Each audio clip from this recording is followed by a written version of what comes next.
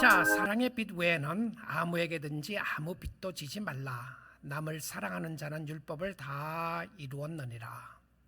간음하지 말라, 살인하지 말라, 도둑질하지 말라, 탐내지 말라 한 것과 그 외에 다른 계명이 있을지라도 내 이웃을 내 자신과 같이 사랑하라 하신 그 말씀 가운데 다 들었느니라.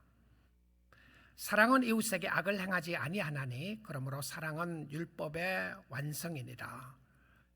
또한 너희가 이 시기를 알거니와 자다가 깰 때가 벌써 되었으니 이는 이제 우리의 구원이 처음 때보다 믿을 때보다 가까웠음이니라. 밤이 깊고 낮이 가까웠으니 그러므로 우리가 어둠의 일을 벗고 빛의 갑옷을 입자. 낮에와 같이 단정히 행하고 방탕하거나 술 취하지 말며 음란하거나 호색하지 말며 다투거나 시기하지 말고 오직 주 예수 그리스도로 옷 입고 정욕을 위하여 육신의 일을 도모하지 말라. 하나님의 말씀이었습니다. 우리는 예수를 믿고 난 이후에 우리가 이 땅에서 어떻게 살아야 할지를 로마서를 통하여 말씀을 듣고 있습니다. 우리는 이 말씀이 듣는 것으로 끝나지 않고 실천에 잘 옮길 수 있기를 원합니다. 예수를 구주로 고백한 사람들은 인간관계를 잘하는 지혜를 가졌던 사람들이었고요. 그들은 사람들을 친절하게 대하는 사람이었습니다. 우리가 이 땅에 살아가면서 빛과 소금의 역할을 잘 감당하는 일에 있어서 우리는 세상의 권위에 대한 복종을 해야 함을 들었습니다. 오늘은 우리가 이 세상을 살아가면서 이 세대를 어떻게 볼 것인가 관한 말씀을 살펴보기 원합니다. 죽음 이후의 삶을 우리가 어떻게 볼 것인가, 우리가 이 땅의 삶을 어떻게 우리가 볼 것인가. 우리는 끝을 보아야 앞을 잘 갈 수 있는데 우리의 인생의 경주 속에 우리는 오늘 어떻게 살아야 하는지를 말씀을 통하여 보기를 원합니다. 지난주에 LA 마라톤이 있었죠. 완주의 거리가 26.2마일입니다. 그냥 어느 날 뛰는 것이 아닙니다. 이것을 위해서 열심히 연습을 하고 또 해프 코스 마라톤을 여러 번 뛰고 난 이후에 이제 뛰는 사람들이 있는 것이죠. 근데 이 마지막 4마일을 남겨놓고 가장 힘들다고 이야기를 합니다. 그런데 이 4마일의 마지막 코스에 나아갔을 때에 이렇게 이야기를 하죠. 내 발자국을 한 발 앞으로 옮기는 것은 내 몸이 아니라 정신이야. 몸이 내는 소리를 무시해. 아프다고 말하지 마. 힘들다고 말하지 마. 고통에 귀를 기울이면 점점 완주하기가 힘든 것뿐이다. 이렇게 이야기를 합니다. 뛰어야 할 때는 고통이 있고 힘든 일이 있다고 할지라도 뛰어야 될 마라톤이 있다는 것이죠. 우리의 인생 여정 속에서도 지금이 어느 때인가 잘 분별할 줄을 알아야 합니다. 성경은 우리가 예수를 믿고 난 이후에 분별해야 될 것 중에 하나가 이 시대에 관한 부분입니다. 지금이 어느 때인가, 과거와 현재의 미래에 관한 부분인데 미래의 폭을 넓히면 미래라고 하는 것은 내일만이 아닙니다. 미래는 죽음 이후의 삶까지가 미래라고 볼 수가 있겠죠. 자, 오늘 말씀을 한번 보도록 하겠습니다. 로마서 13장 11절입니다.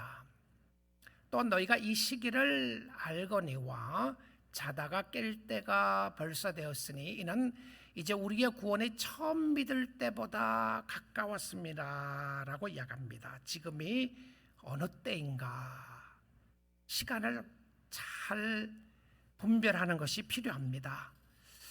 여러분, 성경의 시간의 개념은 크로노스라고 하는 시간이 있고 카이로스라고 하는 시간이 있습니다.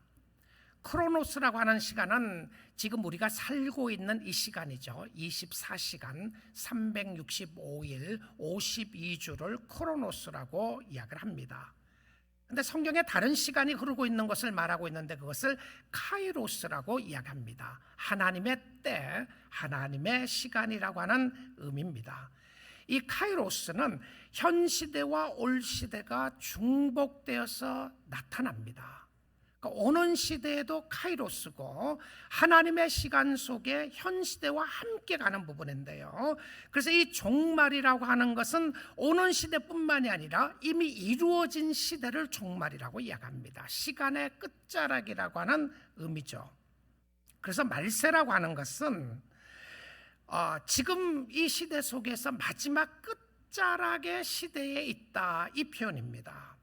예수 그리스도의 죽으심과 부활하심과 그리고 승천하신 이후의 시대가 말세입니다. 말세는 끝자락의 시간, 예수님의 재림만 남아 있다고 하는 의미의 말세를 말합니다. 그래서 존 스타트 목사님은 이렇게 이야기했습니다. 예수님이 초림하실 때부터 말세는 시작되었고, 그 말세가 언제 시작됐다고요? 예수님이 초림의 예수가 오심으로부터 말세가 시작됐고, 예수님이 재림하시면 최종적인 종말이 온다. 그러니까 지금 우리가 말세에 살고 있습니다. 아버지 때도 말세라고 그러고 할아버지 때도 말세라고 그러고 아직도 말세라고 그러느냐? 우리가 죽을 때까지 말세입니다. 예수님이 오실 때까지요. 그래서 재림은 현 시대의 종말이고 새 시대의 완성이다라고 그렇게 했습니다. 현 시대의 끝을 이야기하는 것이고 새 시대가 완전히 이루어지는 것을 종말이라고 이야기했다는 것이죠. 그래서 성경은 이 종말의 끝을 그날 혹은 그 큰 날 혹은 심판의 날, 마지막 날이라고 이야기합니다. 이 같은 의미예요. 그러니까 지금은 자다가 깰 때가 되었다, 우리의 구원이 처음 때보다 가까웠다고 하는 그 의미는 영화의 단계가 최종적 구원에 하나만 남아있다는 겁니다. 자, 우리가 죽거나 이 땅에 살아나가는 동안에 우리가 죽거나 아니면 예수 그리스도가 다시 재림하는 그 순간에 모든 것이 끝나게 됩니다. 죽음 이후에 세컨드 찬스가 있는 것이 아닙니다. 죽음 후에 다시 태어나는 것이 아니고요, 죽음 이후에 우리의 삶은 연결되어 있는 삶인데 끝자락은 우리가 이 땅에 사는 동안 어떻게 살았느냐가 중요하다는 것을 이야기를 하는 것이죠. 그래서 영적으로 잠잔다고 하는 의미는요, 영적인 일에 관심을 두지 않고 이 세상의 쾌락과 안락과 육신의 일만을 위하여 사는 삶을 잠을 잔다라고 이야기를 합니다. 예수 없이 살아나가는 삶을 밤이라고 이야기를 하고요, 예수 안에서 사는 삶을 낮이라고 이렇게 성경은 표현하고 있는 것을 볼 수 있습니다. 그런데 성도도 영적으로 잠을 잘 때가 있습니다. 요나는 풍랑이 일었는데 깊은 잠에 빠졌습니다. 그래서 선장들이 가서 요나를 깨우면서 이렇게 이야기했습니다. 잠자는 자여 깨어라. 자, 그 깬다고 하는 의미가 뭐냐 하면 낮에 속해서 깬다고 하는 의미는 하나님을 찾는다는 의미입니다. 우리가 영적으로 잠을 자지 않고 깨어있다, 낮에 속해 있다고 하는 의미는 하나님을 찾는다는 거예요. 그러니까 하나님을 찾는 사람은 깨어있는 사람들입니다. 하나님 앞에 기도하고 하나님 앞에 나아가는 사람을 이야기를 하는데, 그래서 성경은 이 시대를 이렇게 말합니다. 로마서 13장 12절인데요 한번 보겠습니다. 밤이 깊고 낮이 가까웠으니, 자, 밤이 깊다고 하는 표현은 영적인 의미 속에 죄 가운데 있다고 하는 표현을 밤이라고 표현했습니다. 그런데 낮이 가까웠다라고 되어 있는데 이걸 우리 한국 번역을 보게 되면 미래적인 의미가 가까운 것 같아요. 이제 오고 있구나 생각을 하는데요, 실질적으로 이 헬라 원어에 보게 되면 이 낮이 가까웠다고 하는 의미가 현재 완료형으로 쓰고 있습니다. 다른 얘기로 하면 낮이 이미 왔으니, 이런 표현입니다. 그러니까 낮은 우리가 오기를 기다리는 것뿐만이 아니라 낮이 이미 임했으니, 자, 밤은 죄악된 세상을 이야기하는 것이고요, 낮은 빛으로 이야기를 하고 영적인 세상을 이야기를 해주고 있습니다. 이 모습을 데살로니가전서 5장에 가서 한 번 더 확인하면 잘 알 수 있을 것 같습니다. 5장 4절 말씀 보겠습니다. 형제들아, 너희는 어둠에 있지 아니하며 어둠이라고 하는 표현은 죄악 가운데 있는 표현을 어둠에 있다고 이야기를 하고요. 그날이 도둑같이 너에게 임하지 못하리니, 갑자기 임하지 않는다, 이 표현이죠. 5절 봅니다. 너희는 다 빛의 아들이요 낮의 아들이라. 그러니까 예수님을 믿는 사람들을 빛이다, 낮이다라고 하는 표현을 써요. 그러나 우리가 밤이나 어둠에 속하지 아니하나니, 그러므로 우리는 다른 이들과 같이 자지 말고 오직 깨어 정신을 차릴지라. 자, 잔다고 하는 표현은 영적으로 무감각한 상태를 이야기하는 것이고요. 깨어있다고 하는 의미는 하나님을 찾는다는 의미의 깨어있음을 말합니다. 7절 보겠습니다. 자는 자들은 밤에 자고 취하는 자들은 밤에 취하되 우리는 낮에 속하였으니 정신을 차리고 믿음과 사랑의 호심경을 붙이고 구원의 소망의 투구를 쓰자. 우리는 낮에 속한 사람들입니다. 예수 믿는 사람들은 어떤 사람이라고요? 낮에 속한 사람인데, 여러분 이 모습을, 천국의 모습을 한번 생각해 보겠습니다. 천국에는 밤이 없다. 왜 그런 표현을 썼을까요? 천국에 밤이 없다고 하는 의미는 밤을 어두움으로 표현했기 때문에 그렇습니다. 죄악으로 표현했기 때문에 그래요. 천국에는 죄가 필요 없다. 그러고 나서는 천국에는 햇볕이 필요 없고 달빛이 필요 없고 또 별빛이 필요 없다고 그랬습니다. 왜 그랬습니까? 예수 그리스도의 영광의 빛이 비치는 곳을 천국이라고 이야기했어요. 자, 그래서 주 예수 모신 곳이 그 어디나 하늘나라, 예수 그리스도의 광명의 빛이 비치는 우리 교회가, 여러분의 가정이 낮입니다. 그곳이 천성인 거죠. 이 세상에는 예수 믿지 않는 사람들에게는 그리스도의 빛이라는 것이 없는 사람들이고, 예수 믿는 사람들에게는 그리스도의 빛이 있는 사람들입니다. 그래서 지금은 어느 때라고요? 지금은 잠자는 때가 아니라는 거예요. 지금은 깨어있을 때입니다. 영적으로 깨어있고 정신을 차리고 깨어있는 모습 속에 나타나는 것이 무엇이었냐면 믿음과 사랑과 구원으로 성경은 이야기를 하고 있음을 보게 됩니다. 이 시대를 분별하는 시대는, 이 지혜는 여러분이 어느 때에 살고 있는지를 분별하는 것입니다. 예수 믿는 사람들은 이 세상에 살지만 예수의 빛 가운데서 사는 사람들이고 예수의 광명의 빛이 있는 사람들인데, 이 시대를 살아나가는 사람들에게 반드시 입어야 할 옷이 있습니다. 자, 빛의 자녀들에게 입어야 할 옷이 있는데 어떤 옷인지 확인해 보겠습니다. 13장 12절이에요. 밤이 깊고 낮이 가까웠으니 밤과 낮이 함께 가는 그리스도의 세상입니다. 이 땅이죠. 그러므로 우리가 어둠의 일을 벗고 빛의 갑옷을 입자, 낮의 옷을 입자는 것인데요, 낮의 옷을 입기 위해서는 어둠의 일을 벗자. 그러면 이 빛의 갑옷도 어떤 일과 관계되는 것을 보게 되는 것이죠. 자, 이 부분을 한 구절 이후에 설명을 이렇게 하게 됩니다. 14절에 설명을 하는데요, 이것이 무엇인지, 오직 주 예수 그리스도로 옷 입고, 그러니까 빛의 옷은 예수님의 옷입니다. 여러분이 아무리 좋은 옷을 입고 있다고 할지라도요, 아무리 비싼 옷을 입고 있다고 할지라도 우리가 반드시 입어야 할 옷은 예수 그리스도의 옷입니다.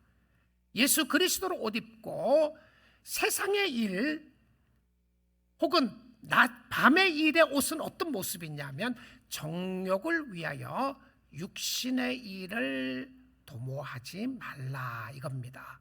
정욕이라고 하는 표현은 자기 자신을 위하여라고 하는 표현이고요, 자신의 욕심을 위하여 세상 일에 투자하지 말라, 이 표현입니다. 세상 일을 하지 말려고 하는 것이 아니고요, 이 부분 속에 나타나는 것은 그것만 하지 말라, 이것입니다. 육신의 일만을 위해서 우리가 있는 것이 아니고 그리스도를 위하여 있는 것인데, 예수와 상관없이 살아나가는 사람들이 세상에 사는 사람들입니다.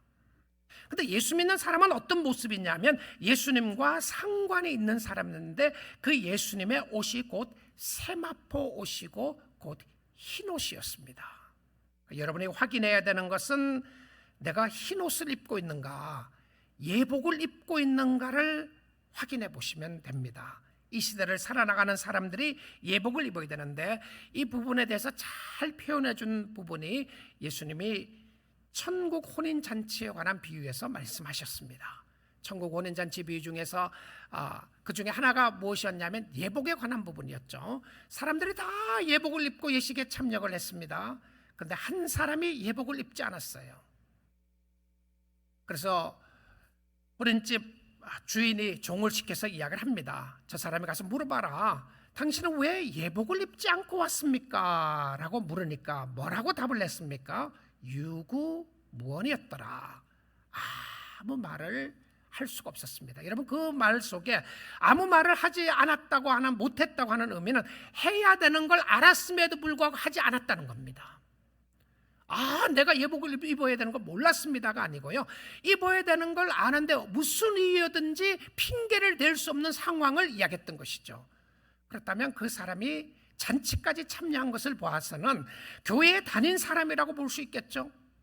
근데 교회는 다니는데 예수의 옷을 입어야 되는데 예수의 옷을 입지 않고 있는 거예요. 자, 그러면 이게 얼마나 중요했는지 이 예복을 입지 않았던 사람을 바깥 어두운 곳에 내쫓으라고 이야기합니다. 어둡다고 하는 표현은 세상을 이야기하는 것이고요, 어둡다고 하는 표현은 죄악된 모습을 이야기하는 것이고, 그 비유 속의 어둠은 지옥입니다. 지옥으로 내던지라. 거기서 이를 갈며 슬피 울미 있으리라. 여러분, 이 시대를 살아나가는 사람들에게, 하나님의 자녀들에게 반드시 입어야 할 옷은 예수 그리스도의 옷이었습니다. 자, 근데 이것이 무엇을 의미하는지 요한계시록 16장 15절에 가서 한번 확인해 보도록 하겠습니다. 보라, 내가 도둑같이 오리니. 아까는 도둑같이 오지 않는다고 그랬잖아요. 자, 도둑같이 오지 않는 의미는 누구에게 도둑같이 임하지 않느냐면 예수를 믿는 사람들에게는 갑자기라는 것이 없어요. I didn't know. 이럴 수 없다는 거죠. 예수 믿는 사람들은 이미 예수님이 오실 것을 다 알고 있습니다. 그런데 여기서 이야기하는 도둑같이 온다고 하는 의미는 언제 오실지, 몇 월 며칠 날 오실지 모른다는 의미의 표현이었습니다. 그래서 우리는 종말을 이야기할 때 시한부 종말론을 믿지 않습니다. 시한부 종말론이라고 하는 것은 내가 꿈을 꿨더니 하나님이 나에게 계시를 주시는데 몇 월 며칠 몇 시에 예수님이 오신다고 이야기하더라, 그거 믿지 않아요. 그거 다 거짓말하는 것입니다. 가짜들이었던 것이죠. 우리는 시한부 종말을 예언했던 수많은 사람들이 그들이 잘못됐던 것을 알게 됩니다. 그럼에도 불구하고 우리가 궁금하죠. 예수님이 언제 오실 것인가. 그러나 그 날짜와 그 시간을 정확하게 되면 그것이 잘못된 모습 가운데 이루어지는 것을 보게 됩니다. 우리는 이미 종말의 끝자락에 살고 있는 사람들입니다. 그런데 누구든지 깨어 자기 옷을 지켜 벌거벗고 다니지 아니하며 자기의 부끄러움을 보이지 아니한 자는 복이 있도다.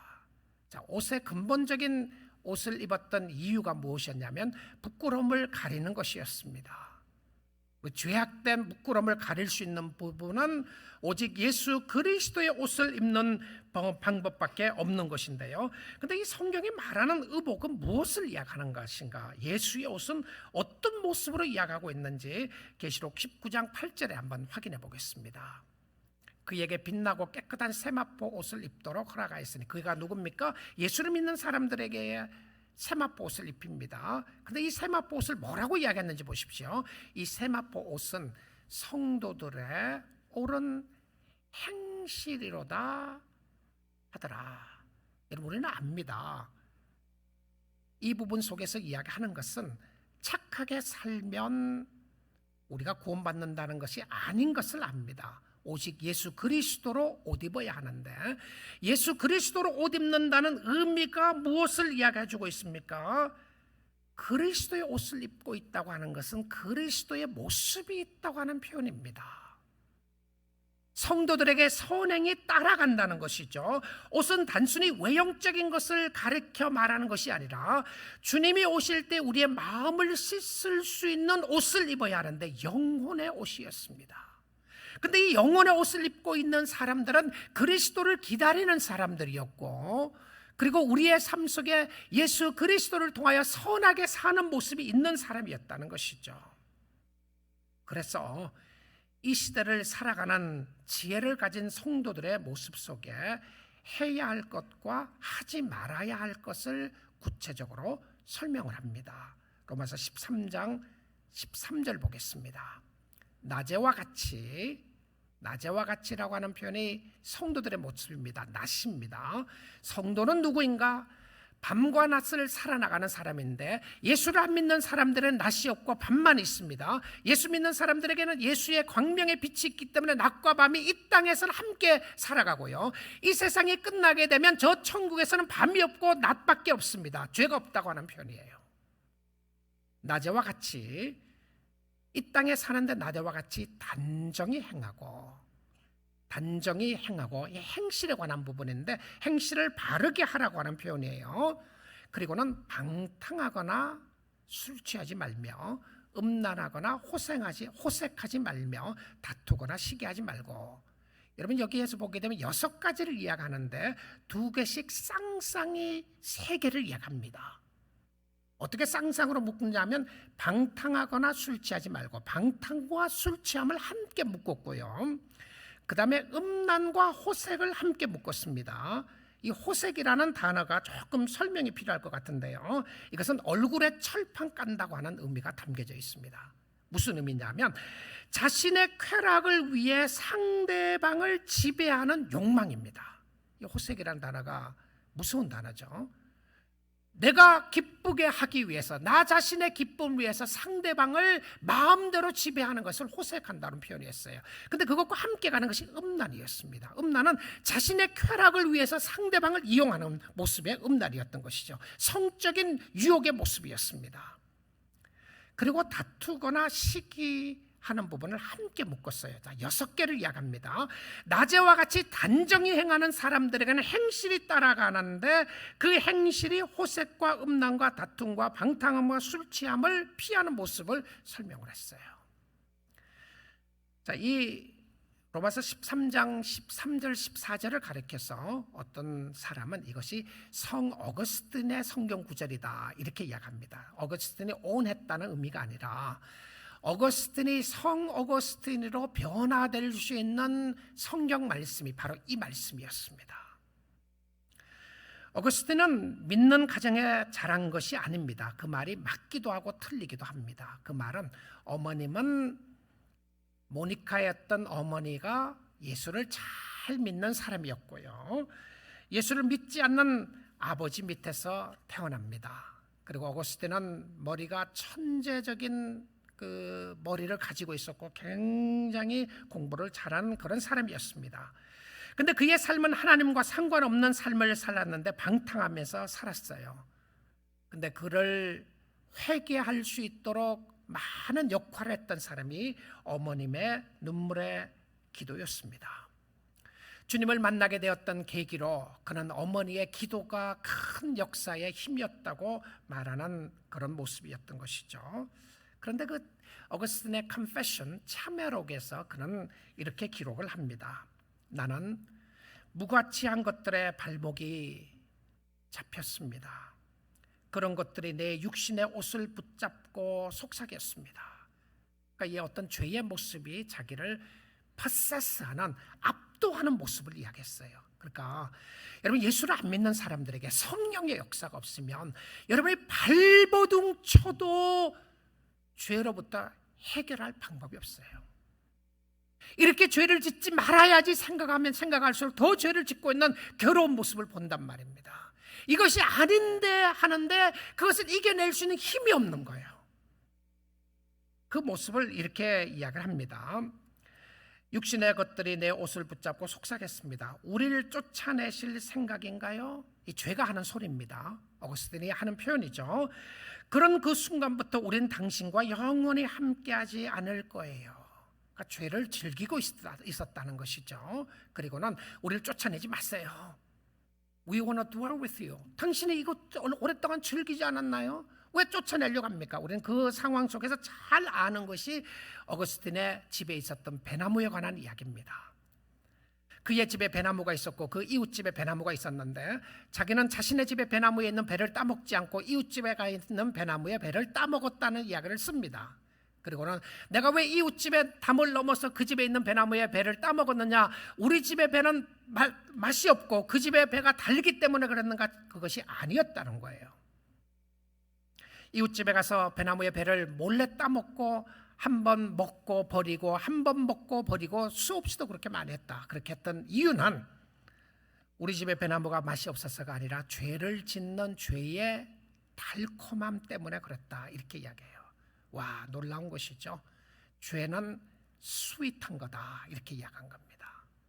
죄의 유혹은 너무나도 달콤해서 그에게 쾌락을 주었다는 겁니다. 기쁨을 주었다는 것이죠. 그렇게 하면서요.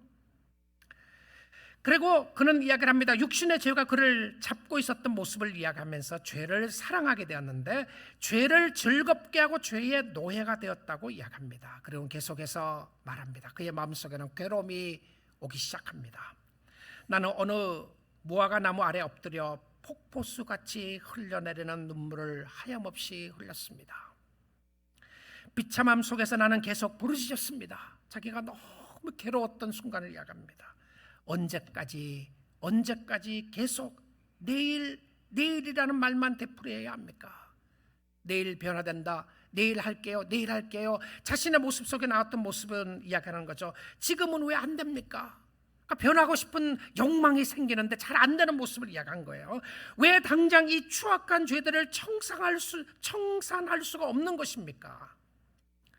자, 그렇게 그냥 독백하다시피 외치고 있었는데 그에게 어느 소리가 들려지게 됩니다. 집어들어 읽어라, 집어들어 읽어라. Pick up and read, pick up and read. 어거스틴이 이렇게 생각했다는 거예요. 이게 유행가 가사인가? 유행가 가사가 내가 갑자기 생각나는 것인가 생각했는데 유행가 가사 속에 자기가 아는 그런 노래는 없었다는 겁니다. 그리고는 또다시 들립니다. Pick up and read, pick up and read. 집어들어서 읽으라고 해서 읽었던 성경 구절이 바로 로마서 13장 13절에서 14절이었습니다. 그는 이 구절을 읽으면서 그런 이야기를 합니다. 낮에와 같이 단정히 행하고 방탕하거나 술 취하지 말며 음란하거나 호색하지 말며 다투거나 시기하지 말고 오직 주 예수 그리스도로 옷 입고 정욕을 위하여 육신의 일을 도모하지 말라. 그는 이 성경 구절을 읽고 나서 이렇게 이야기를 합니다. 더 읽고 싶은 마음도 더 읽을 필요도 없었습니다. 이 문장을 다 읽는 순간에 마침 자신의 확신의 빛이 마음속에 홍수처럼 쏟아지고 모든 의심의 어둠이 물러가는 듯 했기 때문입니다. 이 성령의 강권적인 역사를 체험하게 되고 그리고 그 자신의 삶을 청산하고 하나님의 사람으로 거듭나는 역사가 일어나게 됩니다.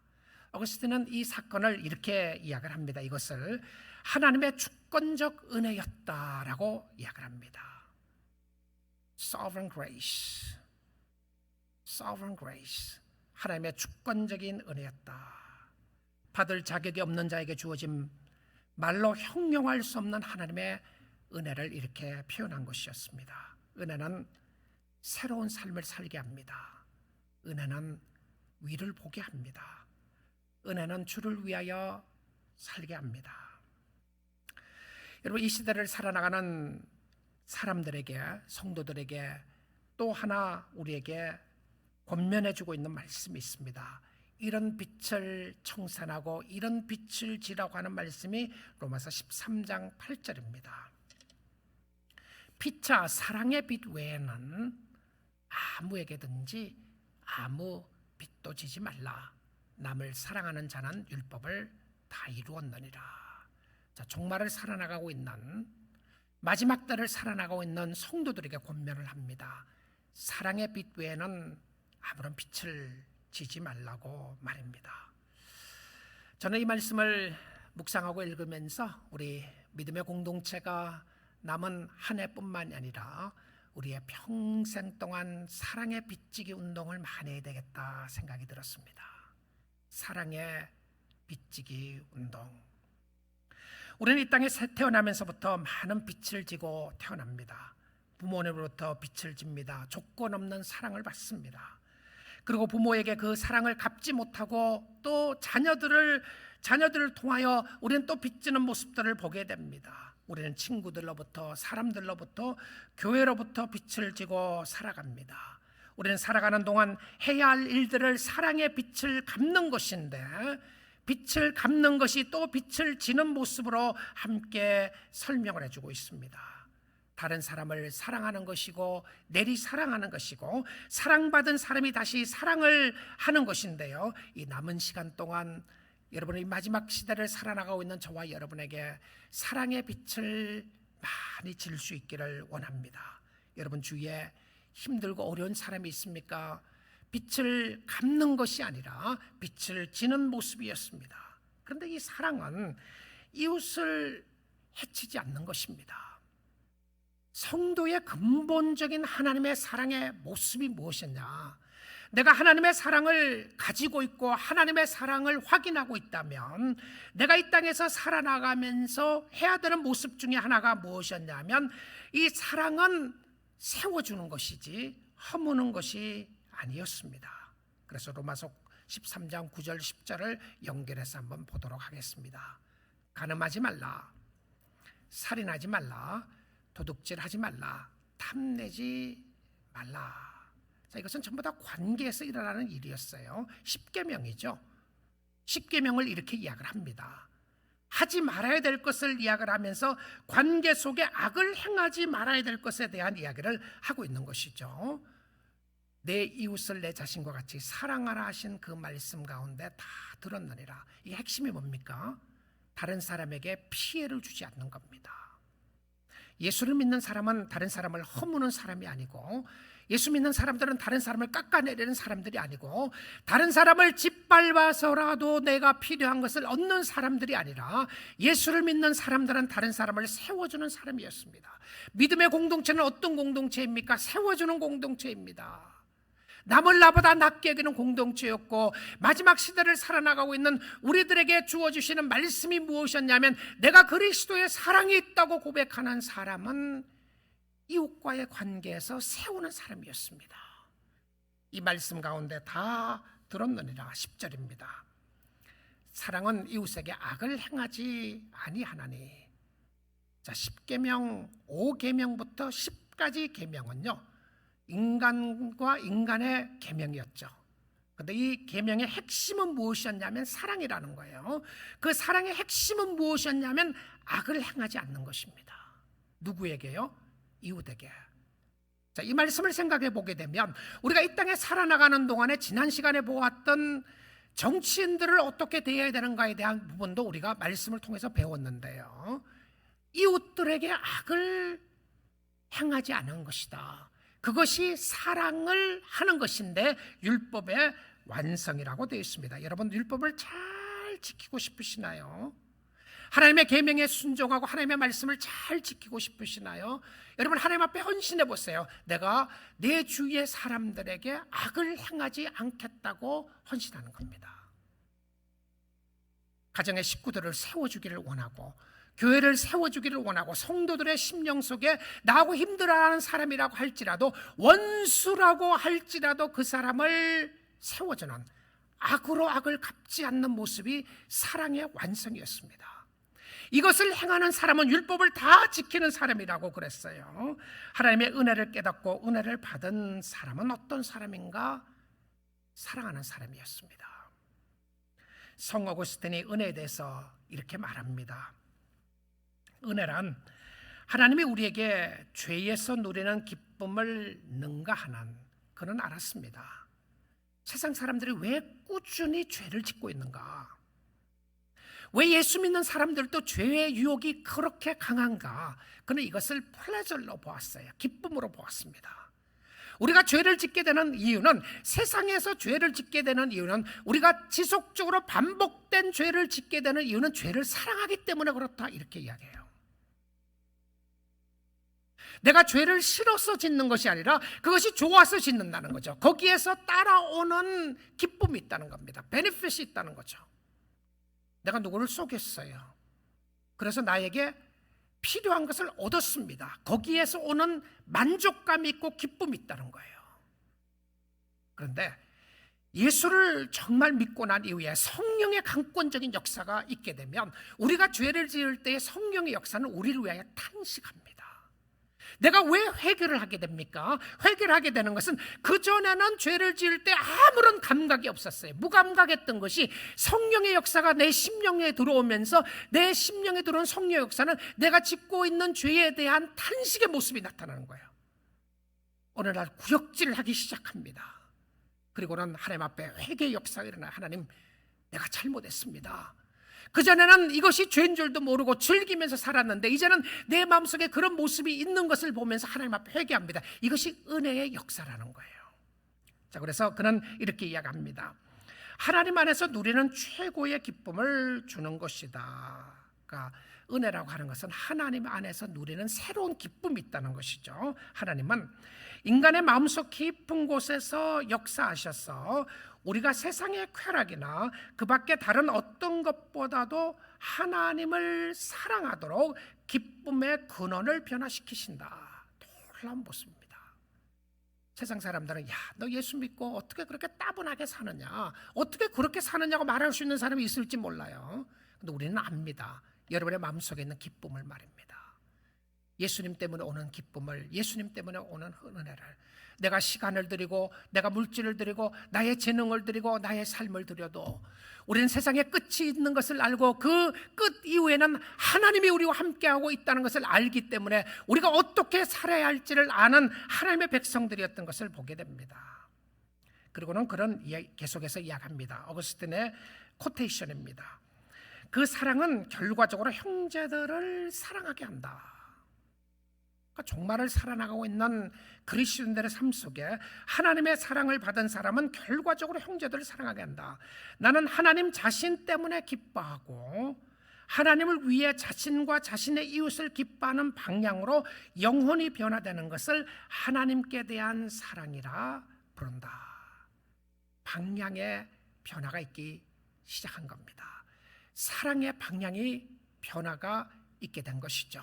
자기에게로 향하고 있었던 욕망으로부터 하나님께로 향하게 되고 하나님께로 향하게 됐던 욕망이 이웃에게로 향하게 되는 것을 보게 됩니다. 우리 사랑하는 성도 여러분, 이 시대를 살아나가는 성도들은 마지막 끝자락에 살고 있습니다. 종말이 함께 겹치고 있는 이 시대에 살아가고 있는 것이죠. 예수님과 함께, 예수님 때문에, 예수님을 위하여 살아가게 됩니다. 끝이 있음을 알기에 끝장나는 인생을 사는 것이 아니라 끝이 있음을 알기에 우리는 기쁨으로 그 끝을 보고 따라가게 됩니다. 우리는 마라톤 선수가 완주하고 난 이후에 두 손을 번쩍 들면서 I finished, I have done it, 내가 다 이루었다라고 고백할 수 있는 그 환희와 그 기쁨 때문에 뛴다고 고백을 한다면, 예수 믿는 사람들은 우리가 완주하고 이 세상의 삶이 다 끝나고 난 이후에 우리는 그 끝에 계시는 예수님을 바라보게 됩니다. I finish라고 말하기 전에 예수님은 welcome, 환영한다. I've been waiting for you, 내가 너를 지금까지 기다리고 있었다고 이야기를 하면서 여러분을 안아주실 것입니다. 여러분이 완주했다고 하는 메달만을 주시는 것이 아니라 여러분의 머리에 금면류관을 씌워주실 것이고, 그리고 영원토록 하나님과 함께 살 수 있는 축복을 누리게 될 것입니다. 잠시 왔다 가는 이 세상에, 나그네와 같은 이 세상에 여러분의 인생을 세상에 걸지 마시고, 세상의 쾌락과 세상의 정욕에 걸지 마시고 예수 그리스도를 위하여 살 수 있기를 주님의 이름으로 축복드립니다. 사랑하는 성도 여러분, 깨어나십시오. 잠을 자고 있습니까? 잠자고 있다고 하는 의미는 영적인 일에 관심을 갖지 않는다는 표현입니다. 하나님과 상관없다고 하는 표현이고요, 하나님 없이 사는 삶을 잠자고 있다고 그렇게 표현하고 있습니다. 오늘날 교회에 많이 다니는 사람이라고 할지라도, 오랜 시간 동안 교회를 다니는 사람이라고 할지라도, 또 많은 교회 다니는 사람들 중에서도 영적으로 깊은 잠에 빠져 있는 사람이 있을 것입니다. 영적인 일에 관심이 없고 어떻게든지 자신의 쾌락과 자신을 위해서 살아간다면 그는 분명히 영적으로 잠자는 사람일 것입니다. 영적으로 깨어있는 사람은 하나님을 찾는 사람이고 하나님을 의지하는 사람이고 예수 그리스도가 다시 오심을 알기에 여러분의 옷깃을 여미고 주님 앞에 서는 사람이었습니다. 그를 맞이하시고 영접하실 주님을 바라보면서 자신을 위하여 살지 않고 깨어서 주를 위하여 살 수 있는 축복이 있기를 원합니다. 새 시대, 새 하늘과 새 땅을 창조해 놓으시고 여러분을 기다리고 계시는 그 주님을 바라보시며 끝을 보고 오늘도 우리의 인생의 길에 예수님과 함께 예수님을 위하여 완주함으로 주님이 주시는 축복을 누리는 주의 백성들이 다 될 수 있기를 주님의 이름으로 축복드립니다.